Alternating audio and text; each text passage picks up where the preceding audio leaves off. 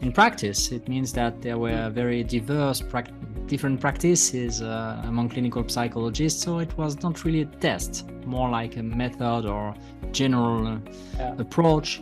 And hopefully John Exner did a tremendous work gathering all these different ideas, putting them in a comprehensive system, coherent, cohesive. He made a lot of validity studies in experimental design, and this was the comprehensive system. And actually, you're correct. In 2006, when he passed away, there was kind of where are we going now?